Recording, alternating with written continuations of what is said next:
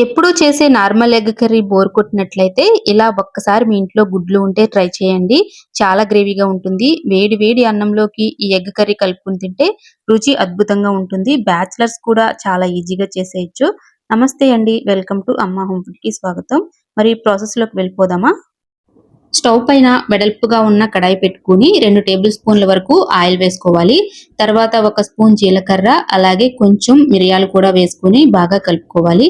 తర్వాత 3 ఉల్లిపాయలు ఇలా సాఫ్ట్ గా పేస్ట్ చేసుకోవాలి. మరి ఫైన్ పేస్ట్ అవసరం లేదండి, ఇలా పేస్ట్ చేసుకుంటే సరిపోతుంది.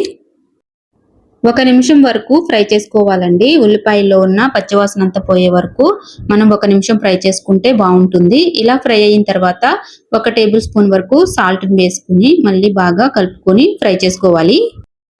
ఇలా కలుపుకున్న తర్వాత 1 నిమిషం మూత పెట్టి కుక్ చేసుకుంటే మనకి బాగా ఆయిల్ అంతా పైకొచ్చి కుక్ అవుతుందండి. ఇలా అంతవరకు మనం ఫ్రై చేసుకుందాం. చూడండి, ఇలా ఫ్రై అవ్వాలి. తర్వాత 1 టేబుల్ స్పూన్ అల్లం వెల్లుల్లి పేస్ట్, కొంచెం పసుపు వేసుకుని బాగా కలుపుకోవాలి. ఇవన్నీ కూడా బాగా కలిసేలాగా కలుపుకోవాలండి. ఇలా ఒకసారి బాగా కలుపుకున్న తర్వాత ఇందులోనే 1 టేబుల్ స్పూన్ వరకు కారాన్ని వేసుకోవాలి. ఈ కారం వేసుకుని మళ్ళీ ఒకసారి బాగా కలుపుకోవాలి. కారం వేసుకున్న తర్వాత ఒకసారి బాగా కలుపుకొని 1 అర గ్లాస్ వరకు వాటర్ వేసుకుని ఇవంతా కూడా కుక్ చేసుకోవాలి. మసాలాలన్నీ బాగా కుక్ అవుతాయి ఇలా వేసుకోవడం వల్ల. ఇప్పుడు దీన్ని వాటర్ వేసుకున్నాక 1 నిమిషం మూత పెట్టి ఉడికించుకోవాలి. చూడండి, ఇలా ఉడికిన తర్వాత ఇందులో 4 టేబుల్ స్పూన్ల వరకు పెరుగును వేసుకోవాలి. నేను టమాటాలకు బదులుగా పెరుగును వేస్తున్నానండి. పెరుగు కూడా చాలా బాగుంటుంది, కమ్మగా ఉంటుంది టేస్ట్ అయితే. ఒకసారి ఇలా ట్రై చేయండి, చాలా బాగుంటుంది టేస్ట్.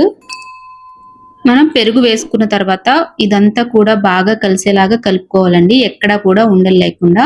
మనం ఏ పెరుగైనా వేసుకోవచ్చండి, బయటదైనా పర్వాలేదు, ఇంట్లోదైనా పర్వాలేదు. ఇలా 1 నిమిషం మూత పెట్టి కుక్ చేసుకోవాలి. చూడండి, 1 నిమిషం తర్వాత ఇది బాగా దగ్గరకు వచ్చేసింది. మొత్తం అంతా కుక్ అయిపోయింది కాబట్టి ఒకసారి ఇదంతా బాగా కలుపుకోవాలి. ఇలా కలుపుకున్న తర్వాత ఇందులో 1 గ్లాస్ వాటర్ ని కూడా వేసుకోవాలి. సరిపోకపోతే ఇంకా 1 అర గ్లాస్ వరకు కూడా వాటర్ ని యాడ్ చేసుకోవచ్చు. ఎందుకంటే మనకి ఎగ్స్ ఉడకాలి కాబట్టి కొంచెం వాటర్ ఎక్కువగానే వేసుకోవాలండి. గ్రేవీ కూడా బాగా కుక్ అవుతుంది, గ్రేవీగా కూడా ఉంటుంది. నేను మొత్తం 1.5 గ్లాస్ వాటర్ ని వేసుకున్నానండి. తర్వాత ఇప్పుడు 1 స్పూన్ జీలకర్ర పొడి, 1 స్పూన్ ధనియాల పొడి కూడా వేసుకుని బాగా కలుపుకోవాలి. ఇది 1 నిమిషం పాటు మూత పెట్టి ఉడికించుకుంటే బాయిల్ అవుతుందండి.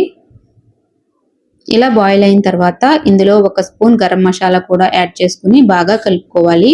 సాల్ట్ సరిపోకపోతే ఇప్పుడే చూసుకుని యాడ్ చేసేసుకోండి.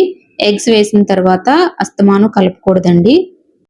మనకి గ్రేవీ అయితే బాగా ఉడికింది కదండి. ఇప్పుడు కొంచెం నేను ఒక ఎగ్స్ ని బౌల్లోకి తీసుకుని కదిపి వేస్తున్నానండి. కదపకుండా కూడా వేయొచ్చు, అలా కూడా బాగుంటుంది టేస్ట్. ఇలా 4 ఎగ్స్ నేను పగలగొట్టి వేస్తున్నాను. ఇలా కలపకుండా 2 నిమిషాలు మూత పెట్టి మీడియం ఫ్లేమ్ లో ఉడికించుకుంటే ఇలా ఉడుకుతుంది అనమాట.